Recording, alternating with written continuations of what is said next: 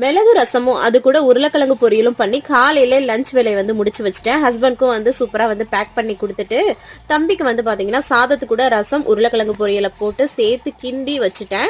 அதுக்கப்புறம் அது கூட ஆப்பிளும் கட் பண்ணி வச்சாச்சு. என்னோட பிரேக்ஃபாஸ்ட்டுக்காக பப்பாளி வந்து கட் பண்ணேன். எனக்கு பாதி வச்சுட்டு அம்மாச்சிக்கு பாதி வந்து பேக் பண்ணி கொண்டு போய் கொடுத்துட்டு வந்துட்டேன். அதுக்கப்புறம் மற்ற வேலைகள் எல்லாமே முடிச்சுட்டு தம்பியை ஸ்கூல்ல இருந்து கூட்டிட்டு வந்துட்டேன். ஹஸ்பண்ட் வந்து பாத்தீங்கன்னா வெஜிடபிள்ஸும் ஃப்ரூட்ஸும் ஆன்லைன்ல வந்து ஆர்டர் பண்ணியிருந்தாங்க. இளநிலாம் கூட வந்து பண்ணியிருந்தாங்க. பாத்தீங்கன்னா 2 கிலோ உருளைக்கிழங்கு 2 நாளைக்கு முன்னாடி தான் வந்து வாங்கியிருந்தாங்க. அதையே இன்னும் காலி பண்ணல. இன்னும் 2 கிலோ வந்து தெரியாம ஆர்டர் பண்ணிட்டாங்க. இந்த வாரம் ஃபுல்லா உருளைக்கிழங்கு வாரமா இருக்க போது. அம்மாச்சிக்கு இளநியை உடைச்சு கொடுத்துட்டு அதுக்கப்புறமா தம்பிக்கு வந்து அந்த ரசத்துக்கு கூட அப்பளத்தை வச்சு வச்சு கொடுத்தேன். நல்லா ரசிச்சு ருசிச்சு சாப்பிட்டான். நைட்டு டின்னருக்கு மல்லி சட்னி கூட தோசை தான் வந்து ஊத்தினேன். ஹஸ்பண்ட்க்கு முட்டை தோசை, தம்பிக்கு ஸ்டார் தோசைன்னு இப்படி போயிட்டே இருந்தது. இன்னைக்கு டே எனக்கு இப்படிதான் வந்து போச்சு. உங்களுக்கு பிடிச்சிருந்தா லைக் அண்ட் சப்ஸ்கிரைப் பண்ணிட்டு நம்ம சேனலுக்கு சப்போர்ட் பண்ணுங்க. பாய்.